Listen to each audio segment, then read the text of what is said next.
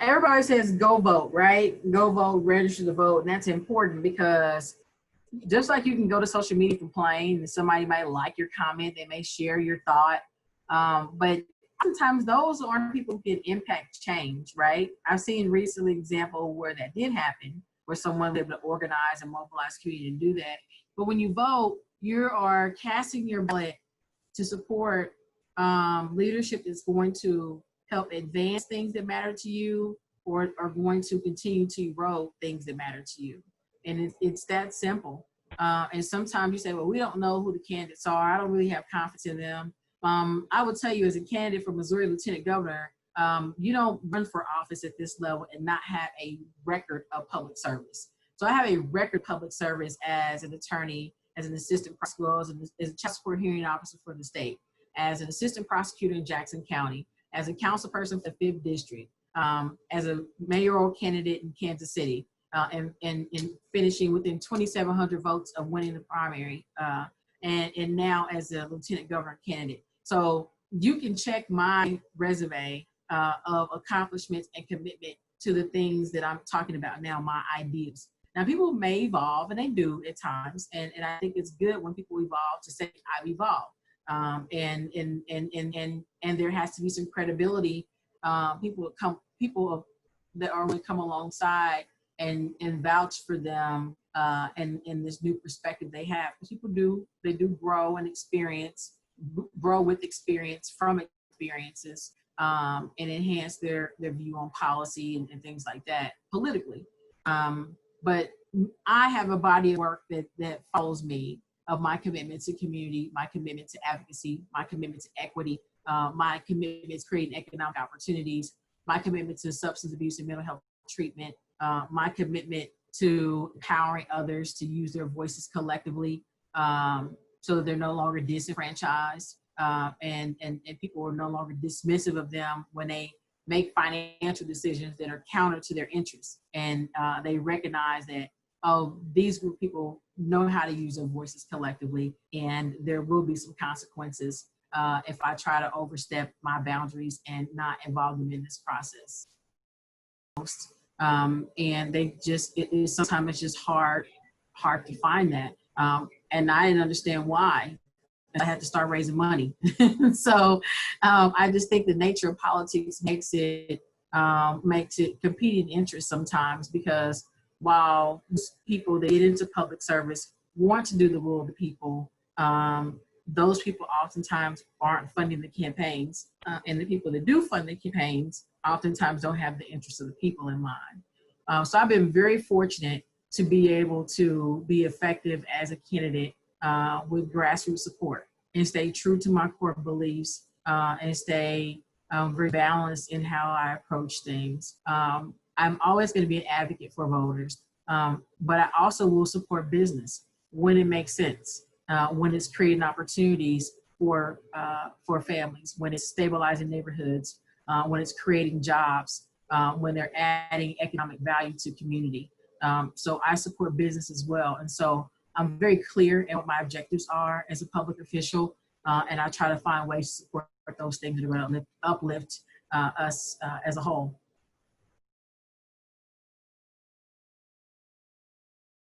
If you're in Sykeston, Missouri, you got to go to Cape Girardeau to get to hospital, and you only have 2 options. You got the University Hospital, the Southeast Missouri Hospital, and then you got another one. It's a private hospital that's too pricey.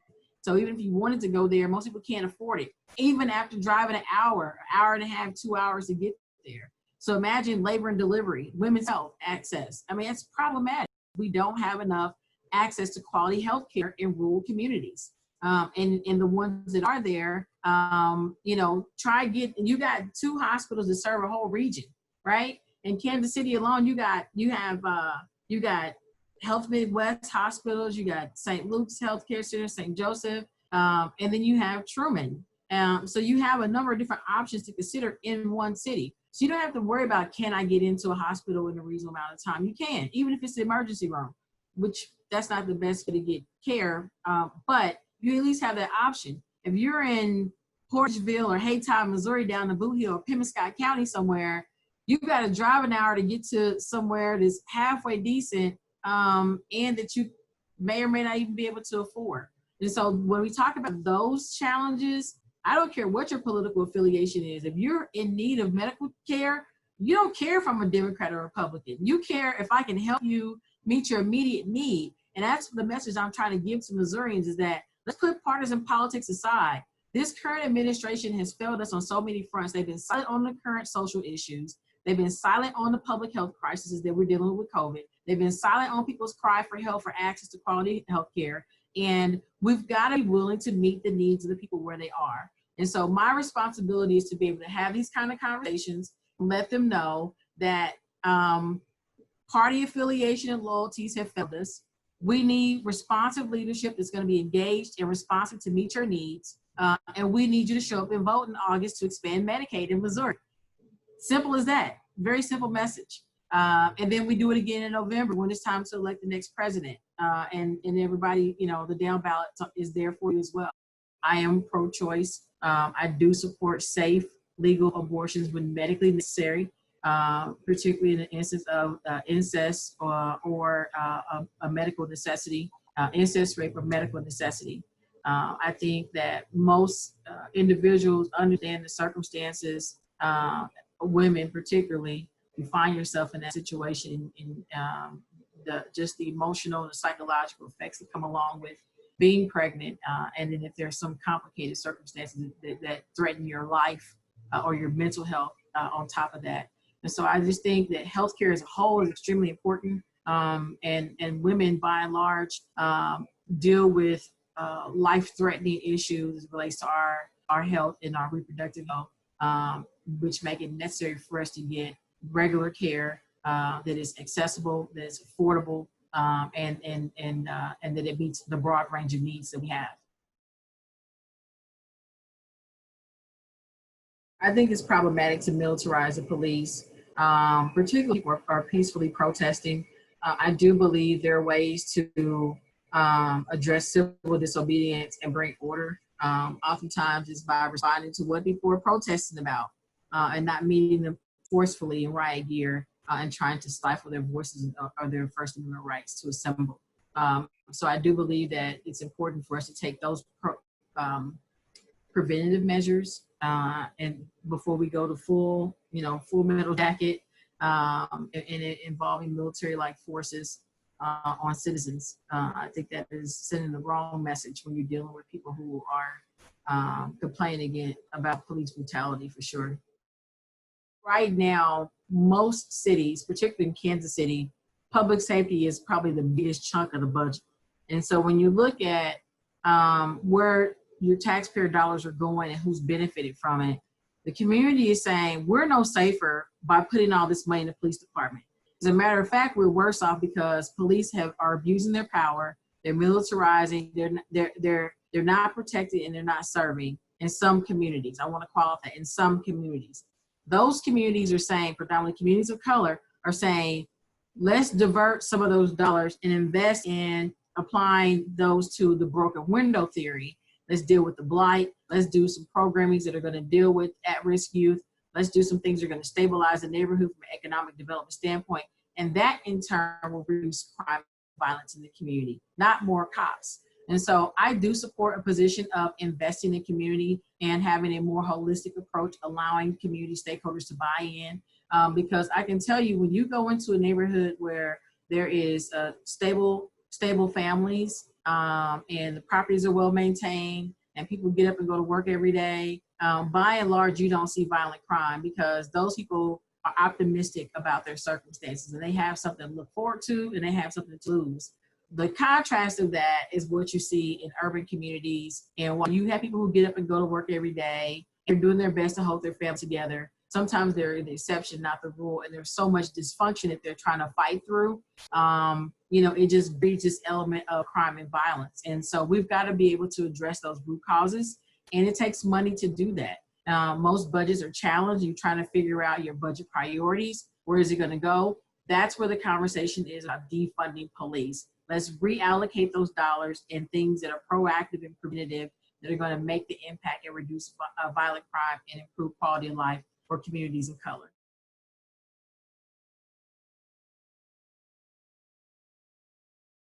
There's a lot of work being done in that space right now here in Kansas City, on how to create accountability around police brutality and excessive use of force. Um, you know, body cameras is one way because we're seeing a lot of this stuff because it's being caught on tape.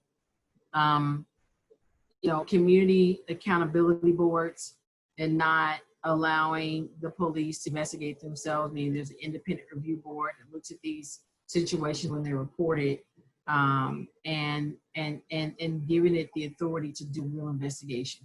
Because right now, the investigations are done by police officers, and you know, for people who question if the thin blue line is real, all you gotta do is look at New York when 57 officers resigned from the police department, when one officer who shoved a 74-year-old man down and caused him to have a concussion and his head was bleeding, was held responsible for misconduct, and his peers in rebuke for him being held accountable. The one bad cop being held accountable, 57 resigned.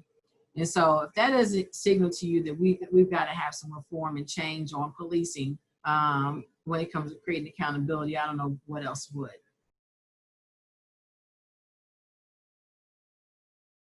The livable wage in Missouri is $15 an hour. I definitely support that.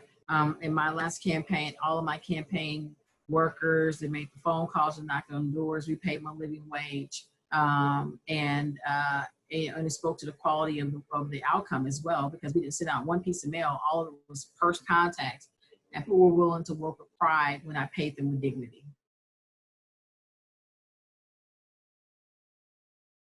We have to figure out as a state how we're going to boost our, because the number one source of revenue in Missouri is agriculture. Number two is tourism. I think us going back, and we've been here before.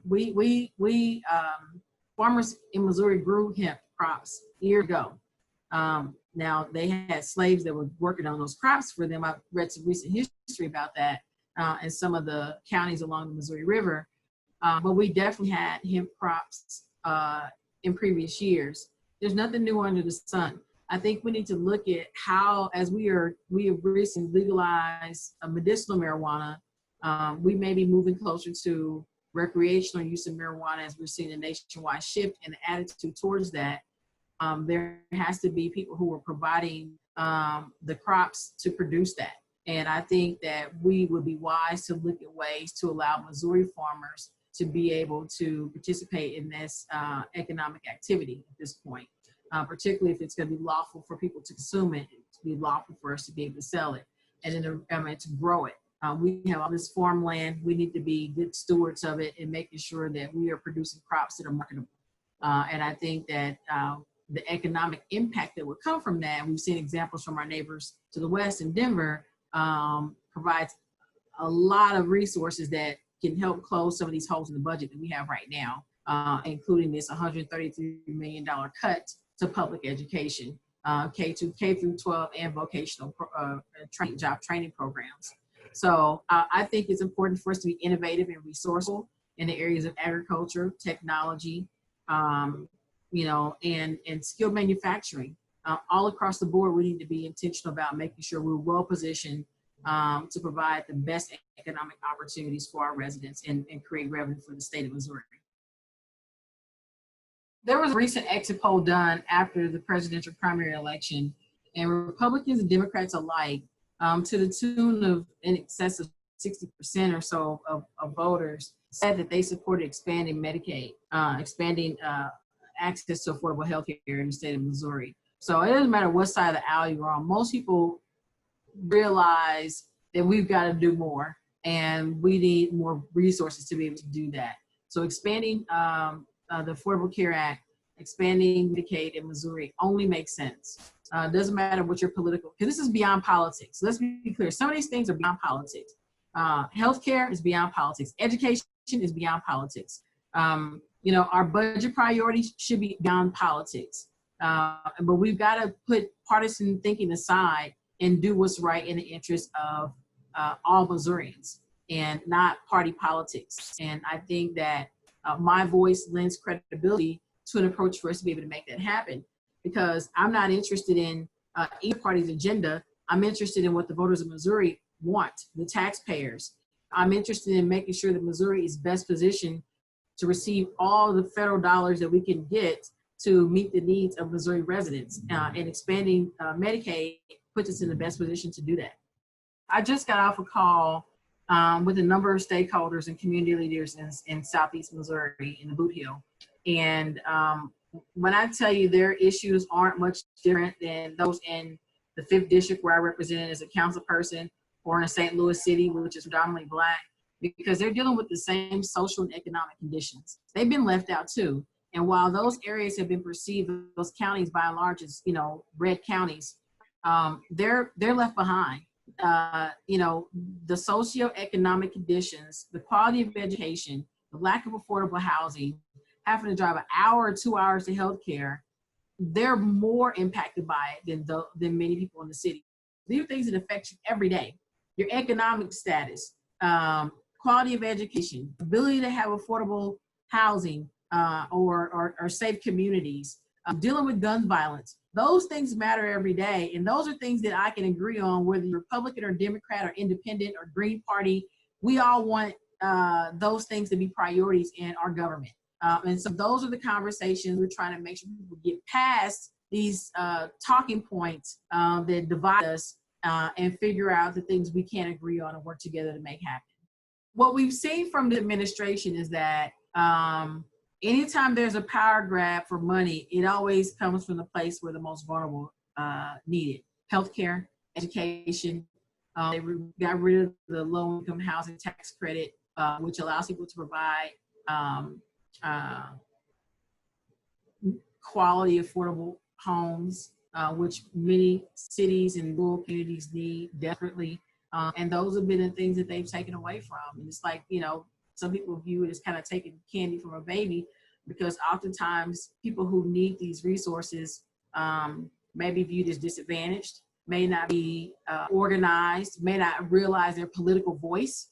And as a result, they don't think that there's any real repercussions to it. But I implore those who are watching and listening to me talk, I'm telling you what this administration is doing to you and how it's negatively affecting you. And we cannot continue to support leadership that's going to put you in a worse position at a time when you're in an economic crisis. We have to begin to work together to create opportunities to uplift the residents across the state of Missouri. In the hour that we're dealing right now, crisis to crisis, pandemics, social unrest, you need someone in that office that's culturally competent, that is going to speak with confidence, the voice and the will of voters.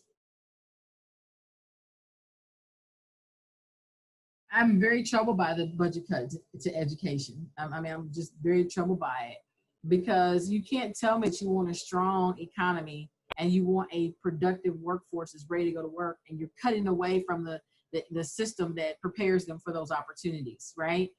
When teacher pay is not on par in most communities, you're kind of cutting your nose to spite your face. Now, I understand we have to make some tough decisions, and I don't like to Monday morning quarterback that, but I think there are some other areas that we could have made some cuts to that would not have been as impactful, that we could have waited until we saw if there were going to be federal dollars to come in to close those gaps. Because what we're going to see is in the fall is that higher ed, many people that rely on community colleges, you know, and some of the assistants, they're going to be disappointed that some of the resources are not going to be there. When you talk about workforce training programs, with unemployment at the highest it has been in my lifetime, many people are going to have to be reskilled to get back into the workplace, into the job market. And they're going to need workplace training, whether it's to go to a vocational school or go to a community college or go to a university. They're going to be needing some resources and access to be able to help them reskill. And we just kind of pulled the rug from underneath those people in Missouri. COVID is new. We don't know what it's going to do. What they said the impact is going to be has changed from week to week. And we still do not have a protocol for, standardized testing across the country, or even in the state for that matter. And so I encourage people to operate with uh, I tend to err on the side of abundance of caution. That's just me, because health is wealth. Um, you know, I can't be the ideal engaged leader that Missourians need if I'm battling COVID, because I refuse to wash my hands, or to social distance, or to wear protective coverings over, my nose and mouth. And it would be foolish of me to just kind of abandon the wisdom that's been provided from medical authorities. Um, it just would be foolish. And we talked about healthcare and how expensive it is. So to the extent that you can protect yourself and stay safe and stay healthy, that is the goal. I hear the vitamin D helps a lot. People are taking all kinds of supplements now, but the key is social distancing, wearing protective equipment, and washing your hands. We ask you to support us to end systemic racism, police brutality, and the inequities in education and healthcare. That's pretty much what it sums up to. And so to the extent that you're able to get involved as an advocate, as an ally, social media information share, donate $5 to a cause if you can, all of it matters. In addition to that, obviously, I would say we need you guys to vote. We need you guys to vote for engaged leadership that is going to be responsive to the things that matter to you, regardless of the party affiliation. That is so important. I am a Democratic candidate. I believe the Democratic Party most aligns with my values as it relates to social justice and equal rights, and creating opportunities for disadvantaged communities, and responsible use of taxpayer dollars. That's what I believe. But more importantly, I want you to know about the priorities of my platform that I think matter most to Missourians. And that is education and economic development. That is healthcare.